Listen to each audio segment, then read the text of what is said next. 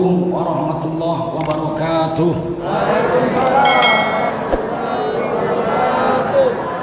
Hamdan wa syukran lillah wa salatan wa salaman ala rasulillah wa ala alihi wa sahbihi wa mawalah.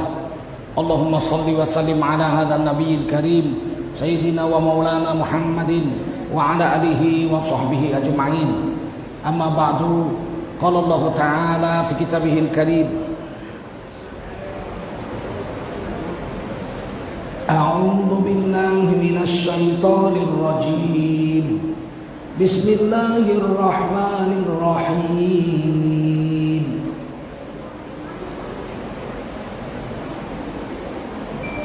Walau anna ahlal qura amanu wattaqaw la fatahna 'alaihim barakatim minas samaa'i wal ardh walakin kadzabu fa'akhadnahum bima kanu yaksibun. Qala Rasulullah sallallahu alaihi wasallam, man kharaja fi talabil ilmi fahuwa fi sabilillah hatta yarji. Baginda Rasul bersabda, siapa keluar untuk mendapatkan ilmu, orang itu adalah orang yang berjihad fi sabilillah sampai dia kembali ke tempatnya. Mudah-mudahan kita semua mendapatkan pahala jihad dari Allah SWT. Amin. Sadaqallahul azim wa sadaqa rasuluhun nabiyul karim wa nahnu ala dhalika minas syahidin wasyakirin walhamdulillahi rabbil alamin. Para ulama, tuan-tuan guru yang mulia, para umarok yang berhadir yang dimuliakan Allah SWT, bapak-bapak, ibu-ibu, tokoh agama, tokoh pemuda, tokoh masyarakat, tokoh wanita yang dimuliakan Allah SWT, serta anak-anakku sekalian rahimakumullah. Wajiblah kita bersyukur pada Allah SWT.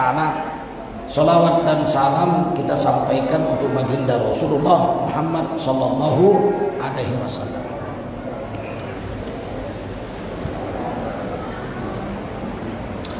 Dari semua makhluk ciptaan Allah, ada malaikat, ada jin, ada iblis, ada manusia, ada binatang-binatang, ada tumbuh-tumbuhan, ada alam jagat raya ini.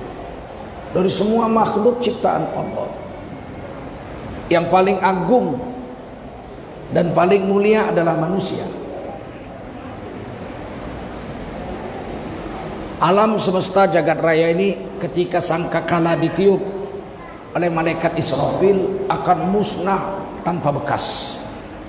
Bumi, bulan, bintang, langit semua habis, hilang, musnah, tidak ada bekasnya sama sekali.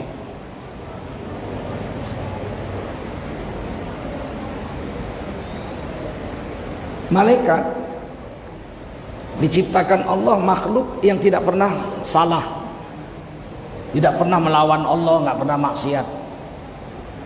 Karena malaikat tidak diberi nafsu. Jadi malaikat tidak punya hak pilih. Mau memilih melawan atau mau memilih taat, nggak ada dia. Mau memilih kerjaan pun nggak ada. Nggak boleh. Malaikat itu kalau diciptakan memikul aras sampai kiamat, pikul aras saja, nggak ada kerja lain. Kalau diciptakan Allah tawaf di Baitul Ma'mur, sampai hari kiamat tawaf saja, nggak berhenti-berhenti. Kalau diciptakan Allah malaikat itu ruku, ya sampai kiamat ruku saja. Diciptakan sujud, sampai kiamat sujud saja. Tidak ada kerja lain. Dan nggak bisa memilih. Meskipun malaikat tidak pernah melawan Allah, nggak pernah berdosa, tapi derajat malaikat tidak setinggi derajat manusia. Manusia selain diberi nafsu, diberi akal, dan diberi hak memilih. Siapa mau beriman, beriman. Siapa mau kafir, kafir. Tapi tanggung resiko di akhirat. Jadi kita boleh milih. Saya nggak mau taat sama Allah, mau kafir seumur hidup, ya bikin aja. Tapi nanti di akhirat kau tanggungkan. Wasiqal ladzina kafaru ila jahannam zumaro. Hari kiamat orang kafir yang menolak beriman digiring masuk neraka, kekal selama-lamanya dalam neraka. Itu resiko. Kenapa? Karena neraka memang untuk orang kafir. Fattaqun naral lati waquduhan nas wal hijarah wa'iddat lil kafirin. Takutlah kamu dengan neraka yang mana bahan bakarnya adalah manusia dan batu. Wa'iddat lil kafirin, dijanjikan Allah neraka itu untuk orang kafir. Sudah selesai. Jangan menghibur diri, walaupun saya kafir belum tentu apa. Pasti kamu masuk neraka, nggak usah bantah lagi. Itu ayat Quran. Sekarang orang Islam ikut-ikutan bela, walaupun dia kafir belum tentu masuk neraka. Gondolmu. Allah bilang neraka itu uiddat lil kafirin, memang diciptakan untuk orang kafir. Kok kau bilang nggak pasti pula orang kafir masuk neraka? Jangan merasa memegang pintu surga, perasaan orang paling baik. Presiden pun mau ngomong gitu. Jangan merasa paling benar. Loh, bukan merasa paling benar. Yang bilang orang kafir masuk neraka selama-lamanya itu Allah sendiri, betul? Kau macam orang kafir aja ngomongmu. Mau membantah Quran.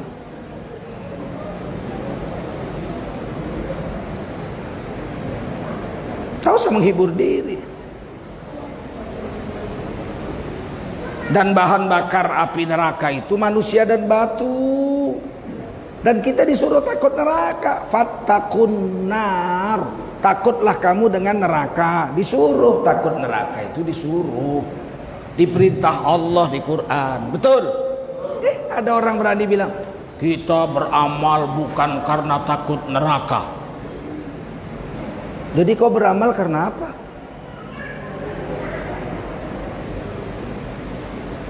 Saya tidak takut neraka. Loh, kata Allah suruh takut kok. Kau nggak takut. Ini banyak pengaji sesat sekarang, Pak.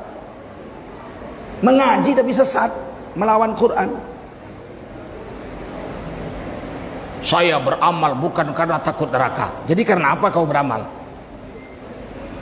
Saya beramal bukan karena mengharap surga. Ayo sholat yuk, ayo. Kenapa kau sholat? Takut aku kalau enggak sholat nanti aku masuk neraka. Ah, udah bagus lah itu, betul? Ayo puasa kita yuk, ayo. Sekali-sekali nggak usah puasa, kenapa? Takut aku kalau meninggalkan puasa nanti aku masuk neraka. Udah bagus lah itu, betul? Kok dihina? Jangan beramal karena takut neraka.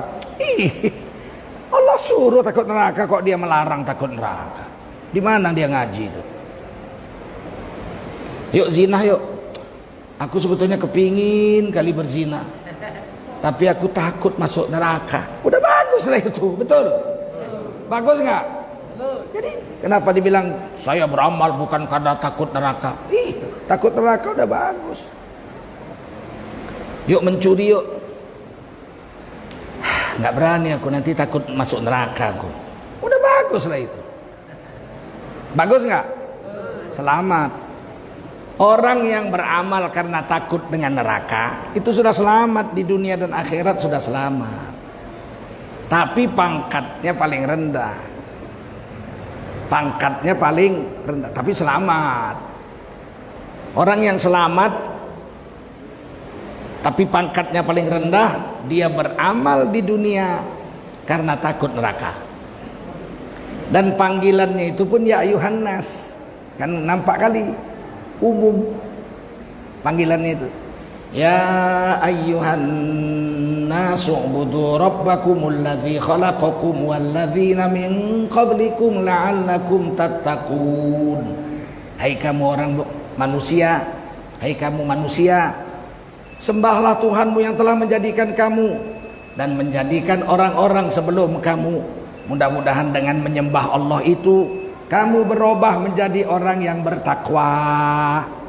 Itu ayatnya ya, Al-Baqarah 20. Sambungannya ke bawah terus. Alladzi ja'ala lakumul arda firasya. wassama abinaa. Itu ya terus ya. Allah jadikan langit sebagai atap, bumi sebagai hamparan dan seterusnya seterusnya. Ke bawahnya apa? Fattaqun narol lati waquduhan nas wal hijarah uiddat lil kafirin. Oleh karena itu hai manusia yang di atas tadi, takutlah kamu kepada neraka yang bahan bakarnya adalah manusia dan batu, yang dijanjikan Allah khusus untuk orang-orang yang kafir. Nah, jadi itu perintahnya ya ayuhan nas, takut neraka. Kenapa kita harus takut neraka? Sebab pedih, panas, bahan bakarnya batu. Saya tuh belajar ilmu fisika dasar tuh SD. Dulu hebat orang dulu ya. Dulu SD aja udah bisa jadi kerani di kantor.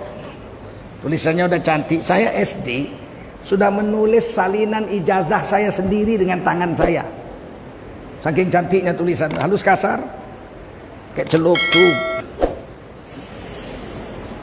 beliku-liku itu masih saya simpan sampai sekarang. Saya penulis ijazah SMA, saya penulis ijazah 2000 perak satu lembar upahnya menulis ijazah, satu lembar 2000 rupiah waktu itu. Wah, banyak betul. Orang saya udah kawin aja, makan saya sehari dengan istri 1200, selembar ijazah 2000. Kan bagus itu, bagus nggak? 20 tahun kemudian nulis ijazah tetap honornya 2000. Memang gila negara ini. Karena yang menetapkan honor kerja di kantor, pakai AC, ngerokok, ngetik. Dia nggak tahu susahnya menulis ijazah, itu nggak tahu dia. Tetap aja 2000. Selama 20 tahun nggak ada kenaikan apa-apa.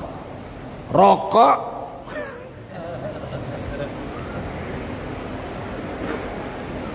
30 kilo sawit cuma bisa beli 1 bungkus rokok.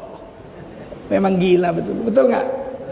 30 kilogram sawit cuma bisa beli 1 bungkus rokok. 5 kilogram karet baru bisa beli 1 bungkus rokok.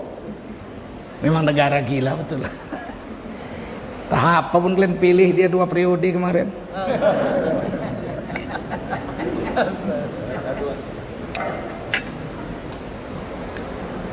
Kalau kita beramal karena takut neraka, pantas, karena neraka itu ngeri. Kalau bahan bakar neraka itu air cuma bisa menyerap panas 100 derajat Celcius. Lebih dari 100 derajat Celcius, air berubah jadi uap, nggak mampu lagi nambah panas. Jadi kalau kita dibakar di neraka, bahan bakarnya air, cuma 100 derajat, itu aja udah hangus kita kok, betul? Tapi bahan bakar neraka bukan air. Seandainya bahan bakar neraka itu baja bahan bakarnya, baja bisa menyerap panas 2500 derajat Celcius. Setelah 2500 derajat Celcius, baja nggak sanggup menyerap panas lagi, dia berubah jadi cair, nggak nambah lagi panasnya. Seandainya bahan bakar neraka itu baja, panasnya 2500 derajat Celcius. Hancurlah kita kalau di situ, betul? Tetapi Al-Quran tidak mengatakan bahan bakar neraka itu air, bukan baja, bukan besi. Bahan bakar neraka itu batu. Kalau kita ambil batu sebesar gajah, kita buat lubang di bawahnya, kita bakar api 100, dia masih serap. 1000 derajat Celcius, dia masih serap. 2500, baja sudah cair, dia masih serap. 10.000 derajat, dia masih serap. Belum cair batu, belum jadi abu batu dengan 10.000 derajat Celcius. Sampai sini nangkap. Jadi kalau bahan bakarnya batu, neraka itu mungkin 10.000 derajat Celcius lebih. Jadi apa kita kalau masuk ke situ? Takutlah kamu dengan neraka. Paham? Paham nggak? Panas nggak? ada artis, nggak artis lah siapa nggak tahu lah. Dia ngakunya lonti sih. Dia ngaku sendiri, saya lonti dulu, sampai sekarang masih lonti katanya. Baru ngomong dia. Saya nggak takut neraka, saya suka masuk neraka karena di sana banyak artis katanya. Menganggap remeh akhirat, murtad dari Islam. Imannya batal dan dia wajib tajdidul iman, memperbaharui iman dengan mengucapkan syahadat kembali, dan semua pahalanya dihitung 0. Jangan main-main, karena akhirat itu salah satu dari rukun iman. Betul? Sehingga kalau ada pejabat negara kita dulu, dia bilang gini, mantan pejabat, dia bilang akhirat itu hanyalah ramalan-ramalan belaka. Ini murtad dari Islam. Ini kalau mati tidak boleh disolatkan jenazahnya ini. Nggak boleh disolatkan jenazahnya kalau mati ini. Bab dia bilang akhirat ramalan. Kecuali dia tobat, dijelaskannya sama orang, saya tobat, saya syahadat lagi, asyhadu an la ilaha illallah wa asyhadu anna muhammadar rasulullah. Barulah boleh jenazahnya disolatkan. Kalau tidak boleh disolatkan. Nanti kalau dia mati diminta menyembayangkan jenazah di sini, solat gaib, haram hukumnya kita menyolatkan jenazahnya walaupun gaib. Paham?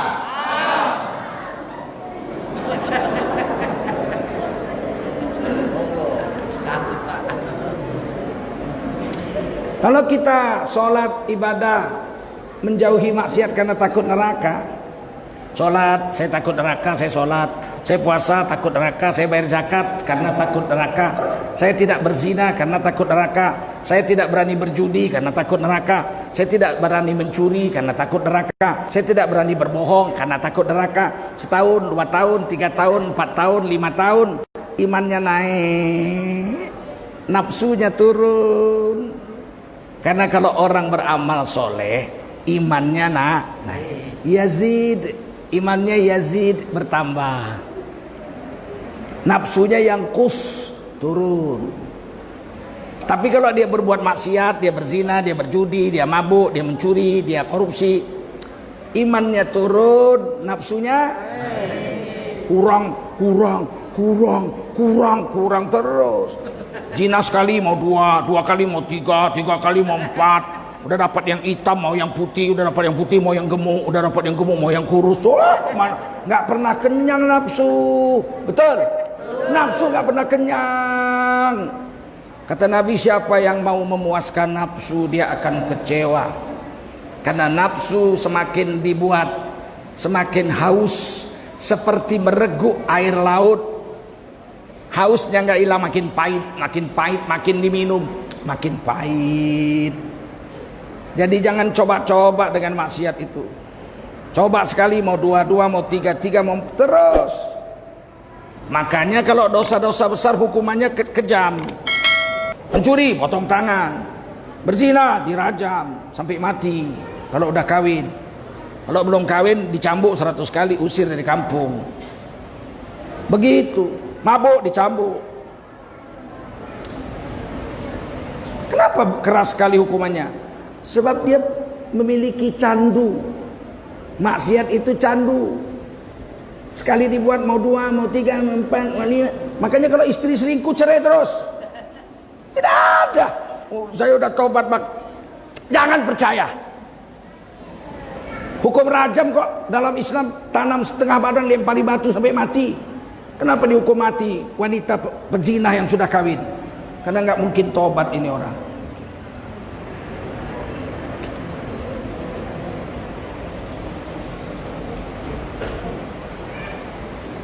Kalau kita beramal karena takut neraka, tidak mencuri karena takut neraka, nggak berzina karena takut neraka, naiklah iman kita. Mungkin 5, 6 tahun, 10 tahun, iman kita naik. Kita tidak lagi takut neraka, tapi berharap surga. Udah sholat awak 10 tahun, udah puasa 10 tahun, udah zikir 10 tahun, baca Quran 10 tahun, ya, nggak berjudi 10 tahun, nggak berzina 10 tahun, naik haji udah 10 tahun. Berharaplah awak surga. Udah berani pula lah minta surga, ya enggak? Udah berani. Dan itu ditulis di Quran Surah As-Saff. Ini tingkat kedua, beramal karena mengharap surga. Panggilannya sudah ya ayyuhalladzina amanu, bukan dipanggil ya ayyuhan nas. Lihat surah As-Saff. Ya ayyuhalladzina amanu, hai kamu yang beriman, jinkah manusiakah tak peduli. Hal adullukum ala tijarah, maukah engkau kutunjukkan, kata Allah, sebuah bisnis. Tijarah, sebuah perniagaan. Maukah engkau kutunjukkan sebuah perniagaan, kata Allah. Allah mengajak kita berbisnis. Allah mengajak kita berniaga. Tunjikum min azabin alim, yang mana perdagangan engkau dengan aku ini, kata Allah, menyelamatkan kamu dari azab yang pedih dari neraka. Udah aman, neraka sudah aman. Nah, kalau kita berbisnis sama Allah, neraka sudah aman. Tu'minuna billah wa rasulih. Modal dasar untuk dagang sama Allah ada modal. Kalau dagang ada modal. Kalau berdagang ada modalnya apa? Yakinlah kamu dengan Allah dan Rasulnya. Nah itu. Yakin. Yang beri rezeki Allah, yang menghidupkan Allah. Allah maha melihat, Allah maha mendengar, Allah maha adil. Tidak bisa dusta sama Allah. Jeritan batinmu didengar Allah. Itu yakin itu. Itu beriman itu. Manusia hanya bisa mendengar sesuatu yang bersuara, berbunyi. Betul? Jeritan batin tidak berbunyi. Siapa yang bisa mendengar jeritan batin? Ada yang bisa dengar. Allah mendengarnya. Itu hebatnya itu. Jeritan batin gak berbunyi, Allah dengar. Innahu huwas samiul basir. Allah maha mendengar yang berbunyi maupun yang tidak berbunyi pun Allah dengar. Wa'lamu ma tubdun wa ma kuntum taktumun. Aku ini, kata Allah, sangat mengetahui, paling mengetahui apa yang kau ucap, apa yang kau sembunyikan di batinmu, aku tahu dan aku dengar, kata Allah. Itu harus diyakini, itu modal mau dagang sama Allah itu. Kalau masih menganggap nggak ada orang kita berbuat dosa Allah nggak ada yang tahu, belum cukup modal untuk dagang sama Allah.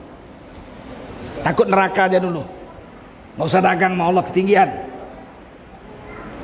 Tahu diuntung kita, tahu diuntung.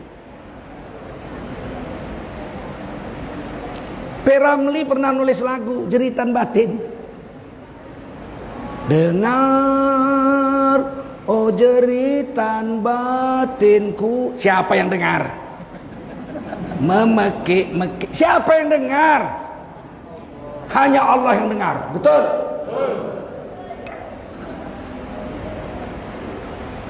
Guratan batinmu Allah lihat. Jeritan batinmu yang tak bersuara Allah lihat, dengar. Guratan batinmu yang gak berbentuk Allah lihat. Aduh, hebatnya lah Allah itu. Tergores di batin kita, tak ada yang tahu, malaikat pun tak tahu, tapi Allah sampai situ dulu imanmu, baru kau punya modal untuk berdagang sama Allah.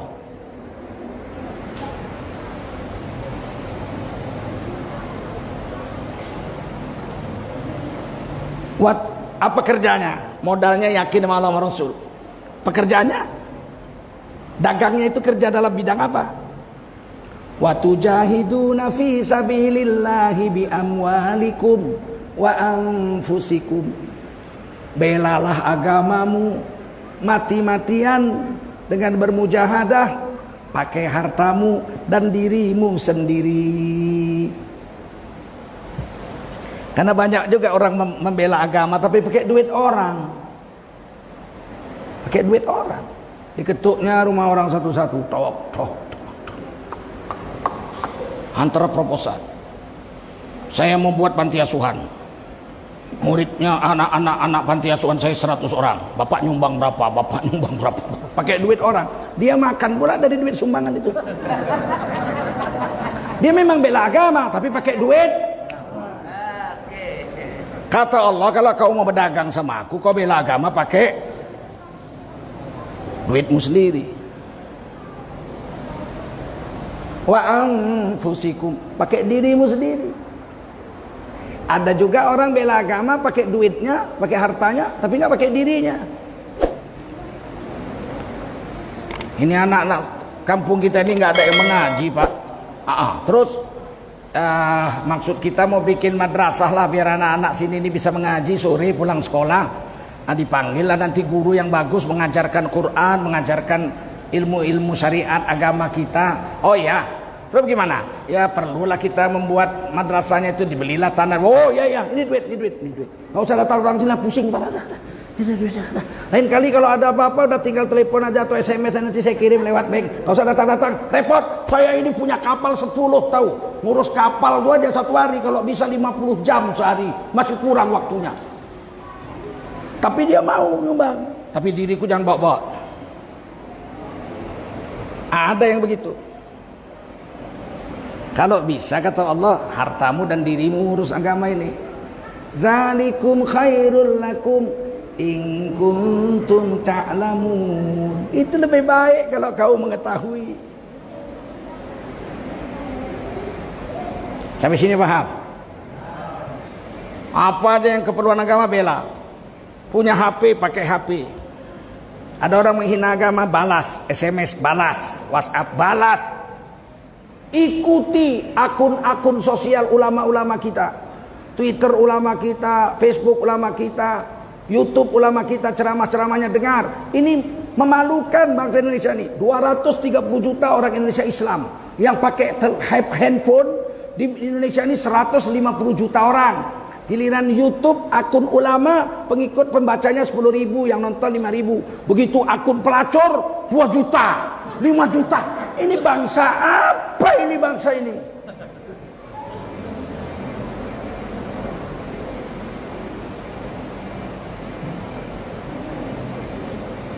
Gak malu kita dilihat orang seluruh dunia. Islam Indonesia sedang tidur, kata orang. Yang agak bangkit sedikit Wahabi Salafi. Kalau ulama-ulama Salafi, Khalid Basalamah 5 juta orang. Ulama-ulama mereka Firanda 7 juta orang yang nonton. Giliran ulama Jemaah Tabligh 200. Kemana semua ini orang-orang Jemaah Tabligh ini? Sibuk, jauhlah 1, jauhlah 2, kau nggak sempat kau ngaji. Bukankah prinsip ilmu ma'adzikir itu terbagi 2? Ilmu fadail kau baca sekali di rumah, sekali di masjid tentang fadilat amal. Kalau saya sejak bujangan 5 kali sehari dibaca di masjid. Nah, ada di masjid saya itu fadail amal, kitab muntakhab hadis setelah dicetak itu 5 kali. Habis subuh fadail amal, zuhur, asar, maghrib, isya. Habis sholat tidak sholat sunat, dengar taklim dulu baru sholat sunat. Itu bertahun-tahun 5 kali sehari di masjid, 5 kali sehari di rumah. Itu fadail amal, ilmu tentang kegairahan untuk menjalankan agama. Sholat ini pahalanya, puasa ini kelebihannya, begitu-begitu fadilat. Sedangkan ilmu masail, ilmu syariat, kau wajib mendatangi guru yang ada di kampungmu. 27 hari sisa keluarmu itu kau gunakan untuk mengaji sama guru di kampungmu. Kitab apa yang sudah kita tamatkan? Kitab fikih apa yang sudah kita tamatkan dengan ulama di kampung kita? Tanya itu. Tanya. Kalau di Jawa, sebodoh-bodoh orang di Jawa, Safinatun Najah tamat. Ada kitab fikih segini tebalnya namanya Safinatun Najah. Itu semua orang Jawa tamat itu di masjidnya. Ada guru yang mengajarkan itu. Sekarang saya tanya kita, kitab apa fikih yang sudah tamat? Safinatun Najah tamat. Kitab perukunan udah tamat. Apalagi Kifayatul Akhyar, apalagi Majmu'. Terus ngapain aja umur kita selama ini? Ada pun di YouTube tak kalian dengar juga. Ngomong aja, ilmu terbagi 2, fadilat, fadail dengan masail. Fadail kita baca di masjid, dibaca di rumah. Masail datangi guru. Mana?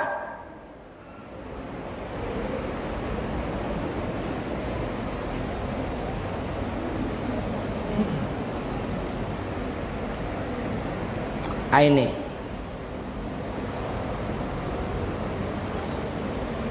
kalau kita terus-terusan beramal mengharap surga, ini caranya begini. Yang namanya dagang itu untung rugi. Setuju? Setuju? Jangan dicela. Saya begini supaya saya dapat surga, saya begini dapat pahala ini. Satu sekali subhanallah dapat satu pohon di surga. Kau kok seperti mengharapkan upah dari Allah. Memang disuruh mengharapkan upah surga itu. Upah. Untuk apa Nabi mengatakan? Misalnya dalam hadis Muslim, rakaatal fajri khairul laka minad dunya wa ma fiha. 2 rakaat salat sunat sebelum subuh itu pahalanya lebih baik dari seluruh dunia dan isi-isinya. Untuk apa Nabi istiharkan kalau enggak untuk kita percaya dan kita ambil? Betul? Untuk apa? Jangan kita berharap pahala. Loh, untuk apa Nabi mengatakan siapa yang sholat sunat 2 rakaat sebelum subuh dia dapat pahalanya lebih baik dari seluruh dunia dan isi-isinya. Untuk apa Nabi ucapkan itu kalau enggak untuk merangsang kita berharap mendapatkan itu? Betul? Kok berharap mendapatkan itu dilarang? Jangan berharap surga. Kita bukan dagang. Dagang! Yang bilang dagang Allah dalam surah As-Saff. Sampai sini paham? Yang namanya dagang untung rugi. Baca Quran yuk. Ayo, untung 1 huruf 10 pahala. Mudah-mudahan masuk surga. Untung, ayo. Puasa sunat yuk. Alhamdulillah. Kalau puasa sehari dihitung seperti puasa sebulan. Maulah saya besok puasa. Untung kok. Yuk bergunjing yuk. Rugi. Pahala saya habis terbakar kalau bergunjing. Saya nggak mau. Itu dagang tuh. Itu dagang itu. Paham? Yuk sedekah yuk. Ayo. Wah, 1 kali sedekah dibayar Allah 700 kali lipat. Oke, sedekah. Ayo korupsi yuk. Nggak berani. Kenapa? Berdosa nanti aku. Rugi di akhirat. Timbangan amalku. Dosa yang ada, pahala nggak ada. Wah, itu namanya dagang. Kalau kita mulai beramal, untung ambil, zikir untung ambil, puasa untung ambil, baca Quran untung ambil, umroh untung ambil, sholat sunat untung diambil, sedekah ini untung untuk akhirat ambil. Zina nggak mau, mencuri nggak mau, ini rugi, mabuk nggak mau, berdusta nggak mau, saya nggak mau. Kenapa? Rugi di akhirat.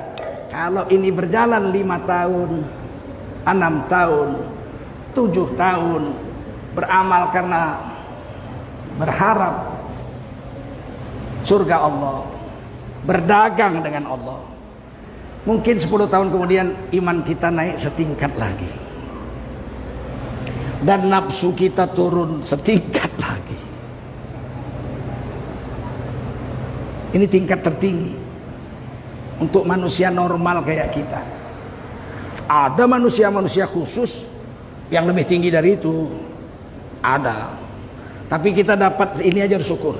Saya beramal karena ridha Allah, mengharap ridha Allah. Udah hebat kali lah itu.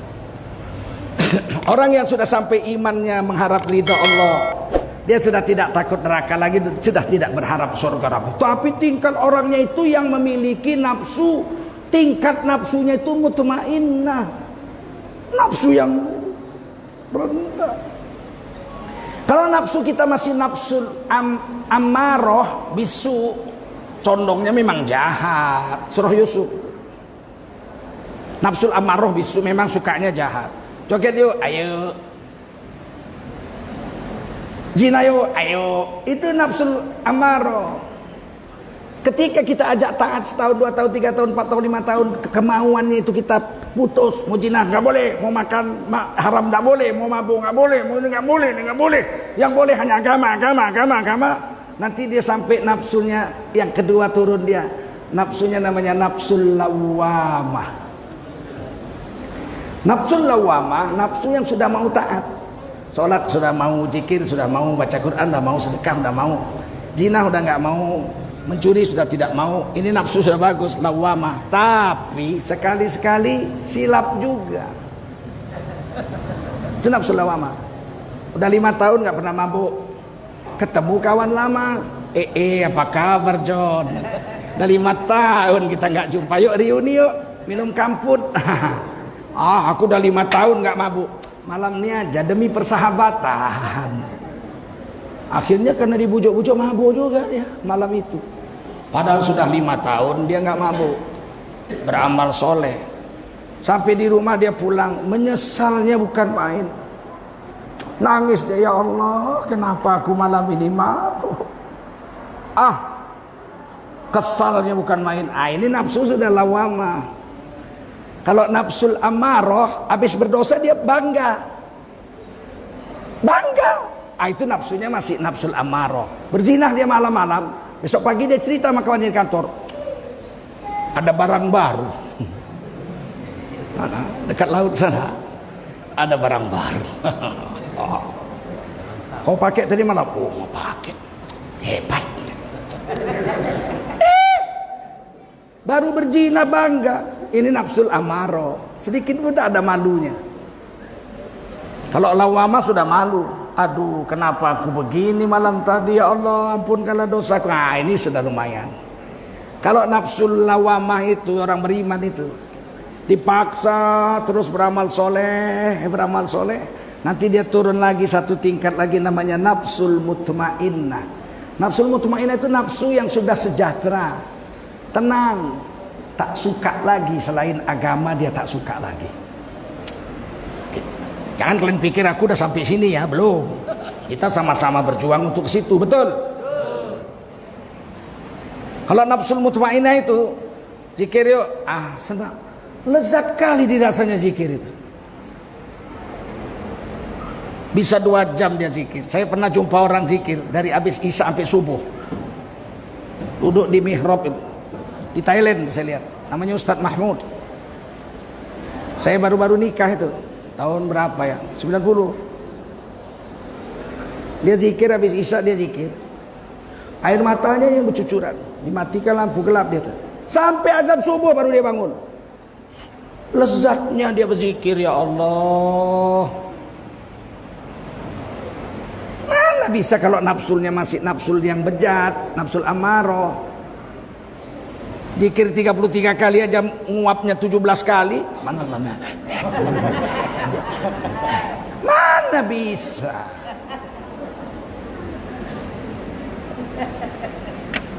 Ada orang di Padang Arafah dari mulai subuh sampai maghrib khatam 30 juz. Bagaimana ada orang seperti itu coba? Nggak ada matanya keluar dari Quran, pakaian ihram, habis subuh Quran terus baca Quran. Makan siang pun gak lapar katanya. Disuapkan kawannya kesian.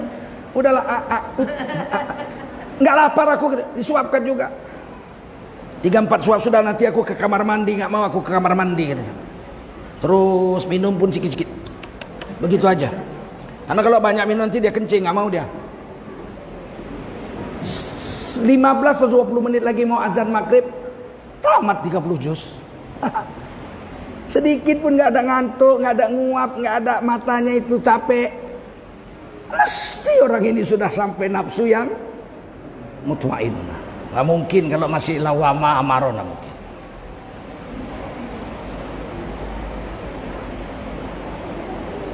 Kata guru saya nafsul mutmainnah itu, saya tanya guru saya belum belajar tafsir dulu, masih remaja-remaja.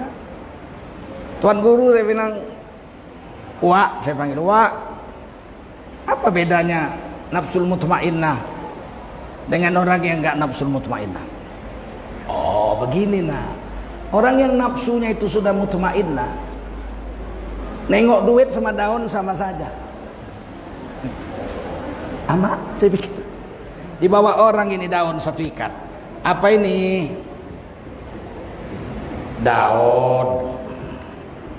Diambilnya dari tasnya. Kalau ini duit, nggak berubah nadanya. Itu mutmainnah. Tapi kalau ini apa? Daun. Kalau yang ini duit. Belum mutmainnah. Orang yang sudah mutmainnah, semuanya milik Allah. Duit hanya bermanfaat dengan izin Allah. Tanpa izin Allah, duit sama sekali tidak bermanfaat. Berapa banyak orang duitnya miliaran nggak bermanfaat, kena sakit aja. Kena sakit ya, darah tinggi, kolesterol, asam urat, sama gula.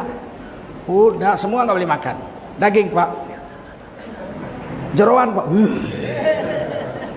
teh manis pak, duitnya nggak ada manfaat. Tapi ada orang miskin tukang dodol sawit, 100.000 gajinya sehari. Apa aja ditaruh di makanan. Bismillah. Boleh pak, oh inilah nasib orang miskin, semua boleh. Bapak nggak sakit, asam urat normal, semua normal. Paham? Tidak mungkin orang bisa lihat duit dengan daun sama di pandangan hati ya. Kalau nafsunya belum mutmainnah. Paham? Dibilang orang, pak, ada perempuan cantik pak. Astagfirullah. Kau cemana? Cantik kali pak. Aku ada istri di rumah. Ya jauh lah istri bapak lebih cantik sana daripada yang sana cantik tapi haram. Begitu dilihat kedua kali berdosa. Lihat pertama halal. Emak cantiknya ya Allah. Yang kedua. Yang kedua. Dia bilang memanglah cantik perempuan itu tapi haram. Istriku tidaklah cantik tapi halal. Nanti di sorga. Itulah mutmainnah itu. Aku pun tak lamanya hidup, 50, 60, 70 tahun mati. Tapi kalau aku sabar dengan satu istri yang halal ini, nanti di akhirat istriku ini lebih cantik dari ratunya bidadari. Kecil lah perempuan yang lewat tadi bau tengiknya kalau berkeringat. Itu hanya bisa dilihat dengan nafsu yang mutmain. Sampai sini paham? Nah, kita lihat, ternyata masuk surga yang dipanggil bukan manusia. Saya udah berapa kali khatam Quran lah, belum pernah saya dengar atau saya baca di Quran ada bunyinya, ya ayuhan nas udkhulul jannah. Hei manusia, masuklah kau ke surga. Nggak ada ayatnya. Nggak ada. Tidak ada dapat ayat Quran orang beriman dipanggil masuk surga. Tidak ada.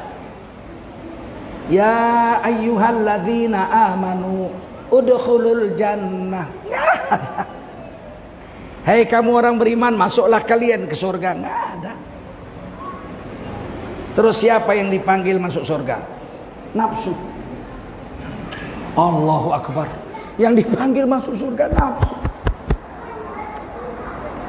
Ya ayyatuhan nafsul mutmainnah irji'i ila rabbiki radiyatan mardiyah fadkhuli fi ibadi wadkhuli jannati. Hai nafsu yang sudah terkendali, nafsu yang hanya suka agama, selain agama nggak mau lagi, datanglah kau hai nafsu yang mutmainnah kepada Tuhanmu dengan ridho. Jadi kita beramal karena ridho Allah tuh syaratnya satu, nafsunya mutmainnah. Kalau nafsu masih amarah lawamah, mau ridho, terpaksa aja nggak mau, terpaksa aja nggak mau. Sholat kau, terpaksa aja nggak mau. Apalagi mau ridho.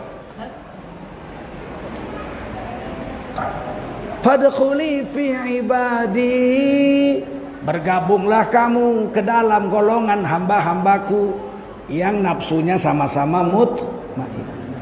Wadkhuli jannati, masuklah kamu semua hai nafsu yang mutmainnah ke dalam surgaku.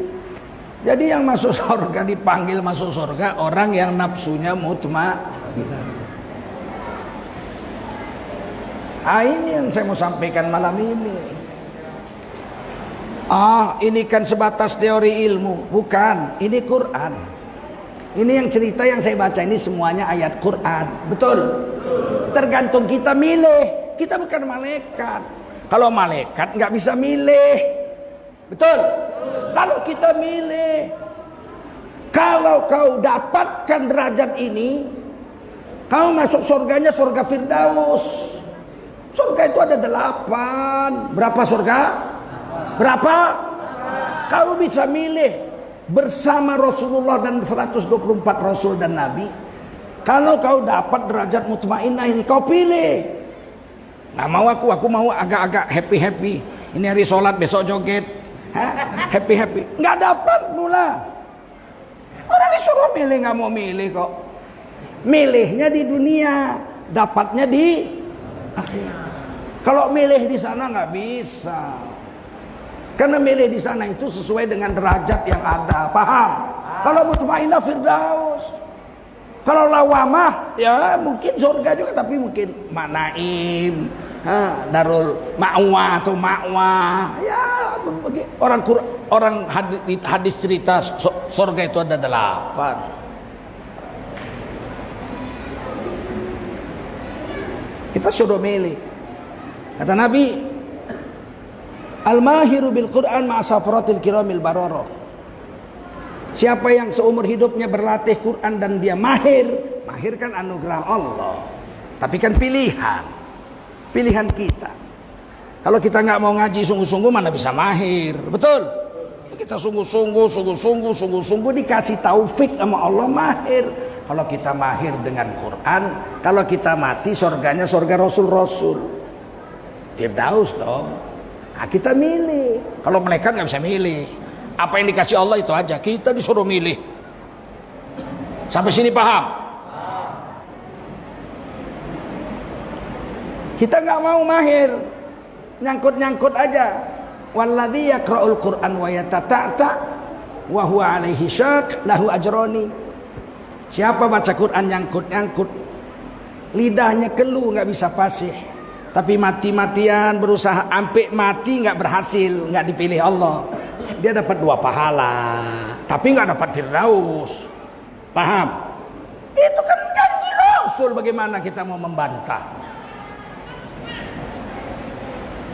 Milih, kata Nabi lagi, ana wa kafilul yatim fil jannah hakadha.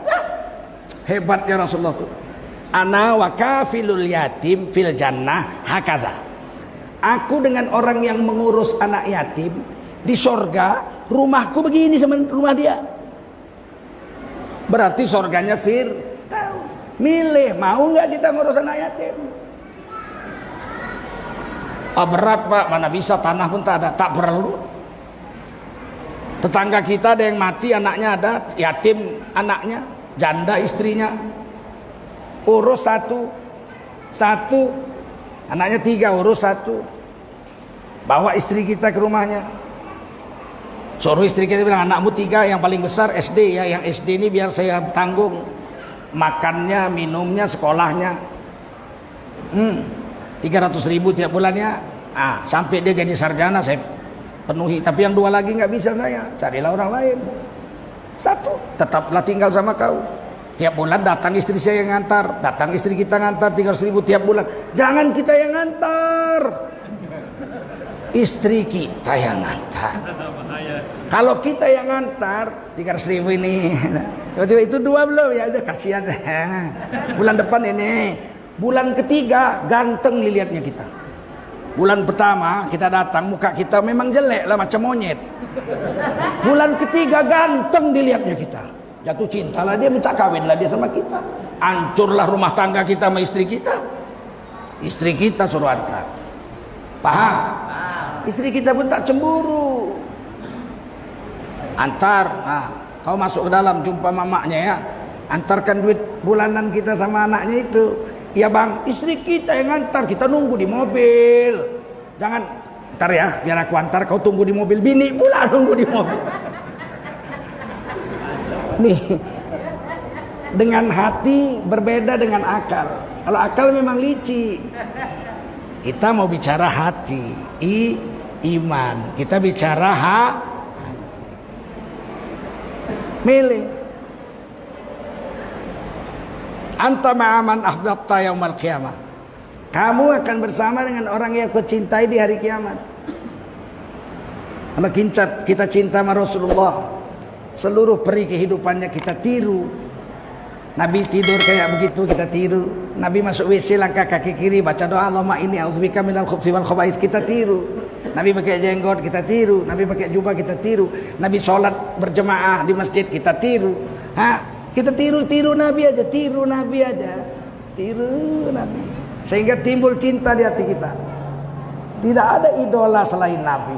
Wah, kamu akan bersama Nabi di surga. Ini yang mirip Nabi kita hina pula. Kadal gurun, kadrun. Pakai jubah serban orang meniru Nabi, kadrun. Giliran orang pakai celana pendek lari pagi, nggak pernah dibilangnya itu manusia bejat. Giliran orang pakai jubah serban, jenggot, tongkat, cincin, dibilang ke Arab-Araban. Padahal ikut Nabi. Giliran orang pakai jas, nggak pernah dibilangnya ke penjajah-penjajahan. Ini kan hatinya rusak, betul nggak?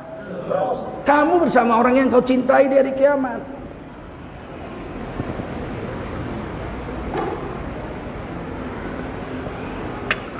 Kita milih. Mau milih siapa? Habis baterai.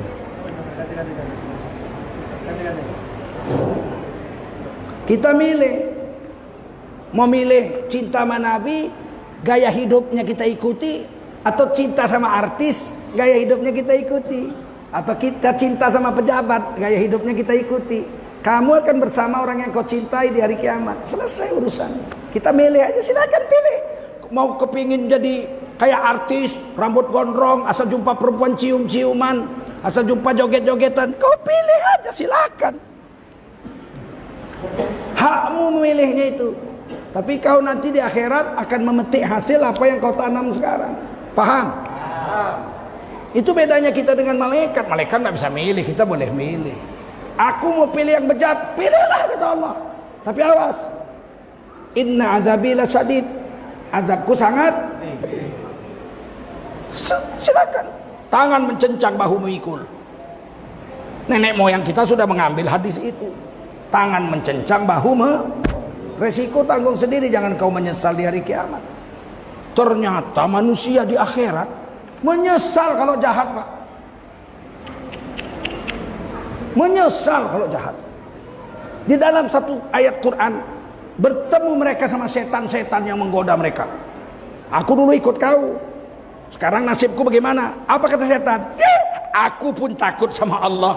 Inni bari'um minkum, aku lepas tangan sama kau. Kau tanggung jawab dirimu sendiri. Loh, kami dulu ikut kau, salah kau, kenapa kau ikut aku? Ditulis di Quran. Ditulis di Quran. Bukankah Allah dah katakan wala tattabi'u khutuwatis syaitan innahu lakum aduwwum mubin. Jangan kau ikuti jejak langkah setan, itu setan musuhmu yang nyata.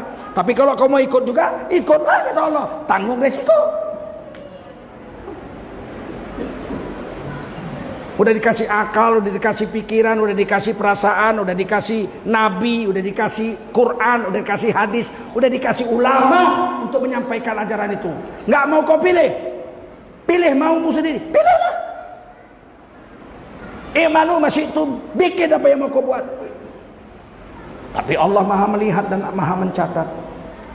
Pikul resikonya di hari kiamat. Yang paling sial kalau orang ikut pemimpin. Pemimpin bejat dia bela-bela. Walaupun pemimpin harus dibela.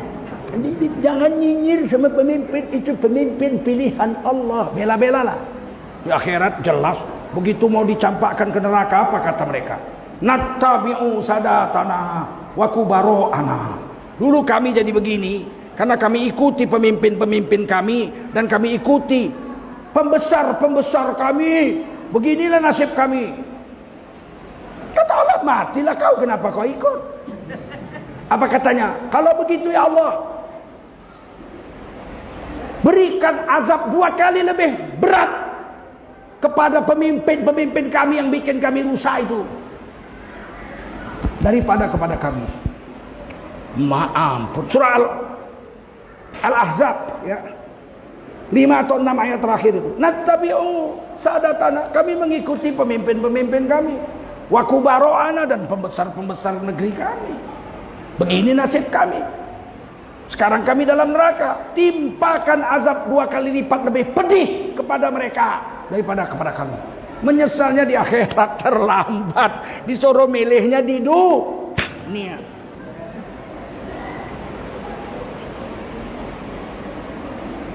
Sama dengan kita ujian.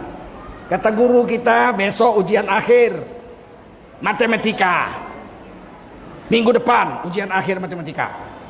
Bacalah apa yang sudah diajarkan. Datang kita malas, tak usah baca-baca, kenapa? Tak usah baca-baca, kenapa? Begitu ujian, sudah habis. Habis, selesai sampai situ. Nggak lulus kau ngulang setahun lagi. Nggak bisa bilang kenapa aku nggak lulus, matilah kau, kenapa kau milih nggak belajar? Kan disuruh pilih belajar, kau nggak milih. Kau milih main WhatsApp, kau milih main handphone, kau milih berenang-berenang di laut. Gagal kau ujian.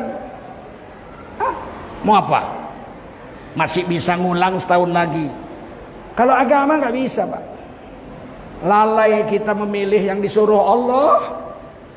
Ujian akhir dicabut nyawa sama malaikat maut. Nggak ada harapan pulang lagi. Ngulang nggak ada harapan.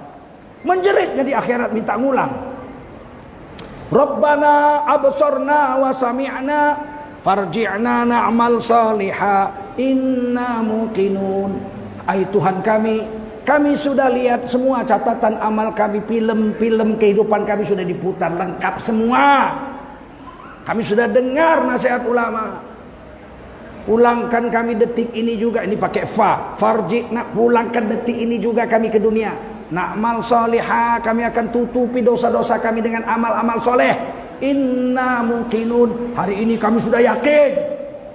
Kata malaikat, kau mau pulang kemana?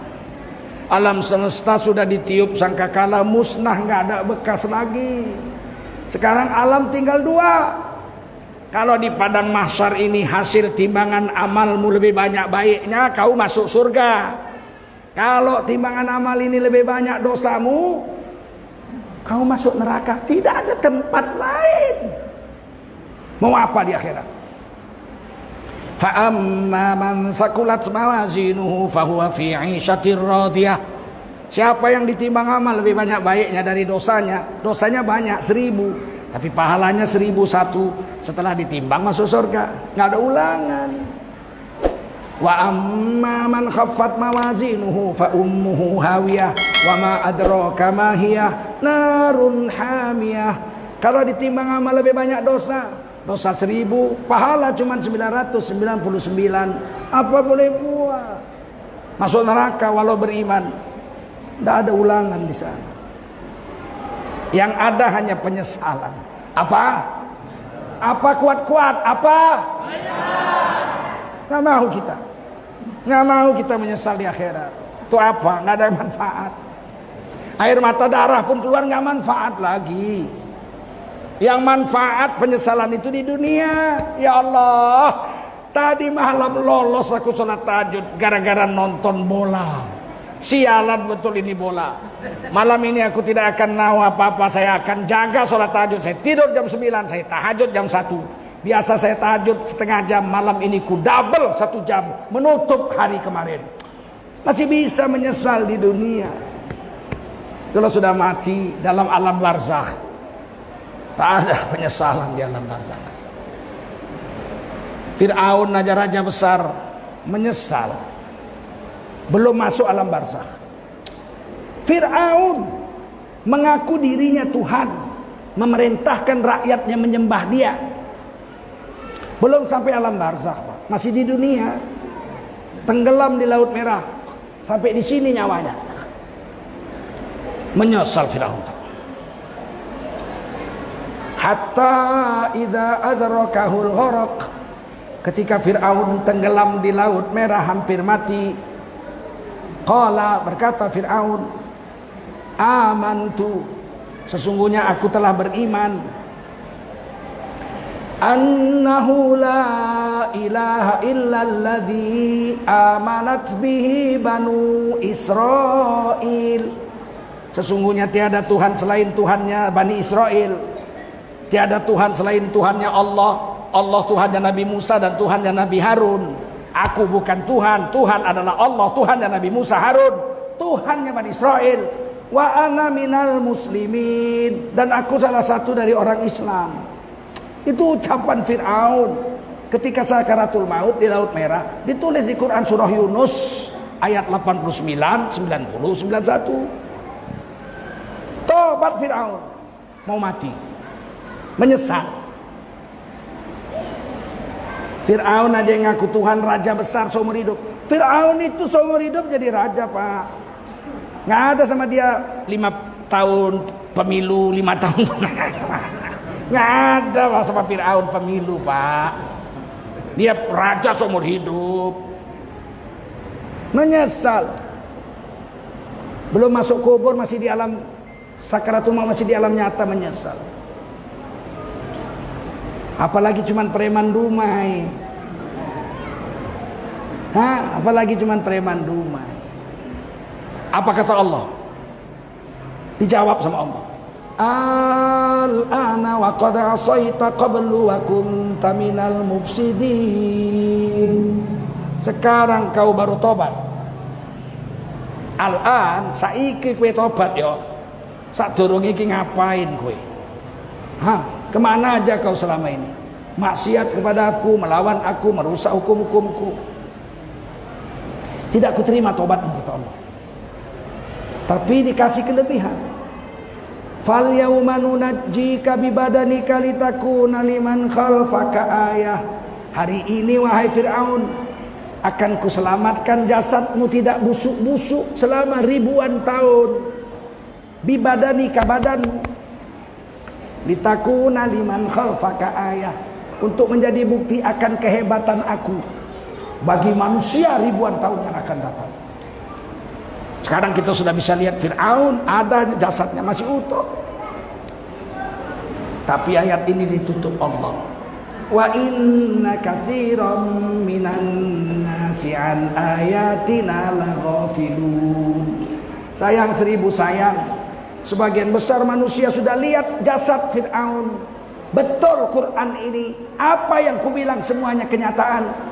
Tapi sebagian mereka yang sebagian besarnya sudah lihat jasad Fir'aun, tetap juga lalai dari mengingati aku. Berapa banyak orang pergi ke Mesir, nggak pernah sembahyang di Indonesia, nggak pernah sholat, selfie di samping jasad Fir'aun. Sampai sini dia cerita, ini Fir'aun nih laknat Allah, ini setan besar. Tapi dia ngomong gitu sama kawan-kawannya di Indonesia sambil ngerokok. Setan, kau udah lihat? Ini aku selfie. Tapi dia nggak sholat juga, Pak. Udah selfie di jasad Fir'aun, tetap nggak sholat juga dia. Tak ada manfaat apa-apa bagi iman yang di hatinya, walau matanya sudah melihat kehebatan Allah. Mudah-mudahan kita bisa manfaat. Amin.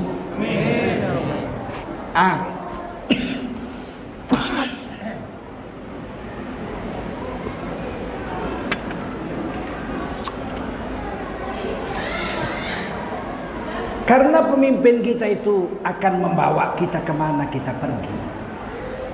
Jangan sampai surah Al-Ahzab tadi terjadi. Nattabi'u sadatana wa kubaro'ana. Ini kami masuk neraka jahat begini gara-gara ikut pemimpin kami, gara-gara ikut pembesar-pembesar kampung kami. Maka wajiblah kita ketika diberi kesempatan memilih pemimpin. Kan milih kita ini.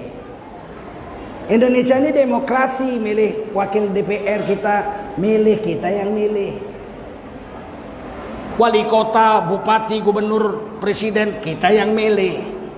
Maka wajiblah kita memilih orang soleh yang kalau dia berbuat kita ikuti, kita gak masuk neraka. Paham? Jangan kita gak milih. Biar aja orang Kristen yang milih. Ampunlah kita kalau dia yang milih. Biar aja lah pemabuk-pemabuk yang milih. Hancurlah negara kalau pemabuk-pemabuk yang milih. Betul? Kita yang milih. Dan jangan mau disuap. Kalau dia udah nyuap, udah pasti dia akan nangguk lebih banyak. Percaya? Percaya nggak? Orang mancing pakai udang, pastilah dapatnya lebih besar dari udang. Kalau cuma mancing udang dapatnya teri sebiji, siapa yang mau mancing? Mancing udang, cak, dapat teri, mau? Gila lah kalau mau. Kalau ada orang nyonggok 100.000 pasti ditangguknya jutaan. Betul?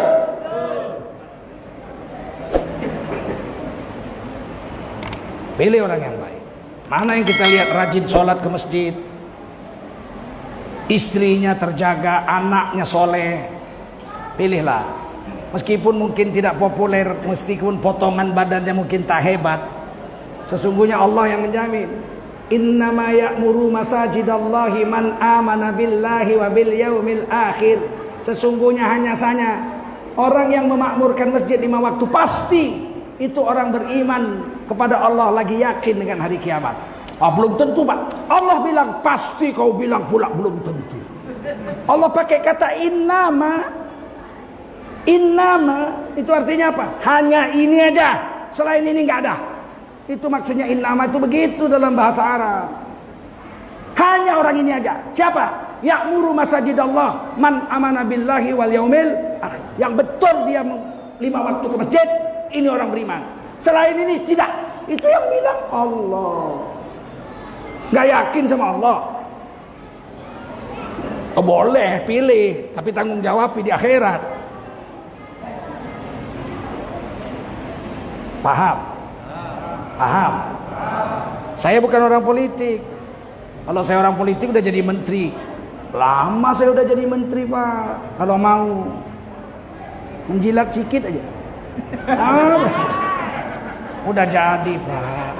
Wakil Sekjen MUI Pusat 10 tahun, Pak. Jijik pun aku sama itu. Awak makan sepiring, lebih dari sepiring dilarang dokter. Hah? Betul? Awak tidur 3-4 jam, ditidur-tidurkan lagi tak bisa lewat dari 4 jam. Bini awak 1, mau nambah 1 lagi takut. Terus ngapain sih jabatan dunia itu? Nah, kalau saya nggak tertarik. Kenapa harus milih? Disuruh Allah, disuruh Rasul, disuruh milih pemimpin itu. La tattakhidul kafirina awliya min dunil mu'minin. Jangan kau pilih orang kafir kalau masih ada orang Islam. Kalau dua-dua Islam, pilih yang masak. Imra'atis sibyan, pemimpin karbetan, itu dibenci Rasul. 5 yang ditakuti kata Rasul. 1 diantaranya pemimpin karbetan. Bapaknya orang hebat, anaknya belum tentu hebat, betul nggak? Bapaknya yang hebat. Nah, kita ikut aja supaya kita jangan menyesal. Duit APBN, APBD kita itu 1 triliunan sampai 2 triliun setahun. Kalau dipegang pemimpin yang soleh, duitnya untuk yang soleh. Kasih pada pemimpin bejat, rusak. Saya ini ceramah keliling Indonesia, kecuali Maluku aja, seluruhnya udah. Papua ada 10 kali saya Papua. Indonesia, dunia udah 36 negara. Jumpa ratusan bupati. Selalu saya tanya, Pak Bupati, ya udah berapa tahun? 7, 2 periode. Sudah bangun panti asuhan anak yatim? Oh banyak, Pak. Muhammadiyah punya, NU punya. Saya tanya, kau udah bangun belum? Pakai duit APBD? Belum, Pak. Panti jompo udah bangun belum? Belum. Yang dibangunnya patung lele. Kumisnya besar 10 miliar patung lele. Nggak usahlah cerita Quran dulu. Cerita Undang-Undang Dasar aja. Pasal 34 Undang Dasar 45. Fakir miskin dan anak-anak terlantar dipelihara oleh negara. Mana yang kau pelihara itu? Pantinya aja nggak kau bikin. Terdiam dia. Saya minta bupati bikin panti asuhan jompo dengan panti asuhan anak yatim. Bukan berharap aku kalian rawat di situ. Atau anakku cucuku nanti kau rawat di situ, enggak kuharapkan itu. Saya cuma mengingatkan ini amanat Undang-Undang Dasar 45. 10 tahun kau jadi bupati atau wali kota, 20 triliun duitnya. Mana panti asuhan dengan panti jompo yang dipelihara oleh negara pakai uang APBD itu mana? Nggak ada, Pak. Ada lagi wali kota bupati yang nggak pernah bangun masjid seumur hidupnya jadi wali kota 10 tahun. Yang dibangunnya taman. Di taman itu malam orang berpacaran lah. Cinta keren, cinta sampai lengket.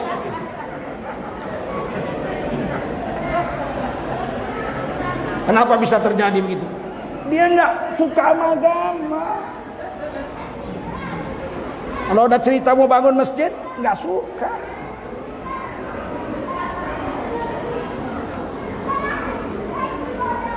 Saya teringat almarhum Khairul, Adinda Khairul, saya panggil Adinda, kawan itu. Kan saya pengawas Bank Riau Syariah. Beliau kan pegawai Bank Riau dulu. Mau dibangun masjid di kota Dumai, nggak setuju DPR-nya. Gila, DPR-nya nggak setuju. Mau bangun masjid di kota, dibikin kolam keliling, di tengah kolam tempat rekreasi itu ada masjid, supaya orang kalaupun rekreasi teringat sholat, diazankan 5 waktu situ, istirahat bisa duduk di masjid.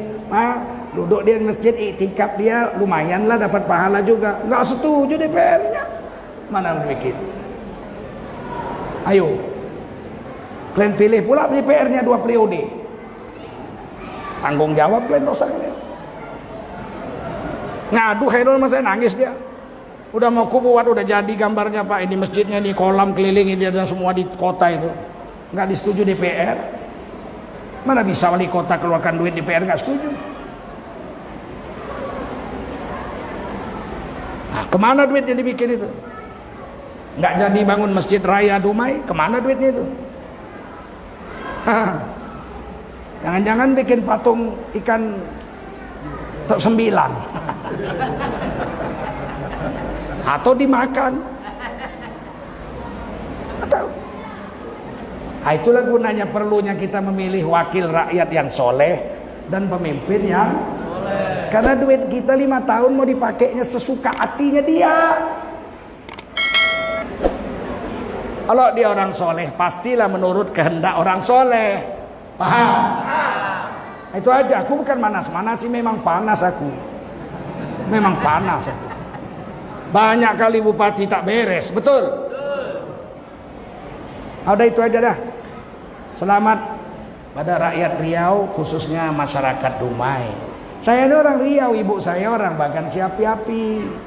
Saya anak Labuan Tanggo Koci. Dia orang sini saya. Cuman saya lahir di Medan, lama di Jakarta. Dape aku kece. Cakap Bagan dape aku. Tak lupa doh. Masih bisa. Rumah pusaka kakek saya itu saya yang urus. Jatuh pusakanya itu ke saya. Jalan Selamat nomor 5 itu saya punya. Mau saya bikin jadi madrasah tahfizul Quran. Tanah sebelahnya uak saya punya. 3 hari yang lalu adik-adik sepupu saya tulis surat, lagi diurusnya di notaris, disedekahkan ke saya untuk dibikin musola. Jadi saya akan bikin musola Umar Sukri kakek saya dengan rumah tahfiz Quran Umar Sukri di Jalan Selamat. Lumayan tanahnya 20 kali 75. Lumayanlah di tengah kota. Kalau dijual bisalah kawin lagi. Untuk apa? Kalau bikin musola, bikin madrasah Quran, tahfizul Quran, mengalirlah pahalanya kepada kakek saya sampai hari kiamat. Mengalirlah pahalanya sama nenek saya sampai hari kiamat. Mengalirlah pahalanya kepada ibu bapak saya sampai hari kiamat. Itu lebih berharga daripada dijual bikin kawin lagi. Atau saya belikan mobil untuk apa? Ada manfaat apa-apa. Umur udah tua, jenggot udah putih. Walal akhiratu khairul laka minal ula. Akhirat itu lebih baik daripada dunia. Walal akhiratu khairur wa abqa. Akhirat lebih baik dan kekal, lebih kekal. Lebih kekal. Dunia ini mati habis. Kadang-kadang belum mati udah enggak dinikmati dunia ini. Belum mati udah enggak boleh. Enggak boleh minum es, enggak boleh makan. Belum mati duit awak miliaran, cuman boleh makan bubur. Pakai rebus bayam enggak pakai garam di blender, macam muntah kucing. Belum mati, dunia udah enggak manfaat. Terima kasih, mohon maaf lahir batin. Besok saya habis subuh ya kembali ke Jakarta dulu. Ada musyawarah nasional Majelis Ulama Indonesia. Kemungkinan saya tidak jadi pengurus lagi. Saya mau konsentrasi mati aja. Konsentrasi urus pesantren, saya siap-siap untuk mati. Ladang dakwah bukan MUI saja, masih banyak ladang dakwah yang lain. Jangan kita mentang-mentang nggak jadi MUI, kita terus nggak dakwah lagi. Dakwah kita buat sampai mati. Karena dakwah ini kewajiban kita. Kita dakwah sampai mati. Kalau bisa mati dalam dakwah. Subhanallah bihamdihi, subhanakallahumma wa bihamdika, asyhadu an la ilaha illa anta astaghfiruka wa atubu ilaik. Subhana rabbika rabbil izzati amma yasifun. Wa salamun alal mursalin walhamdulillahi rabbil alamin. Wassalamualaikum warahmatullahi wabarakatuh.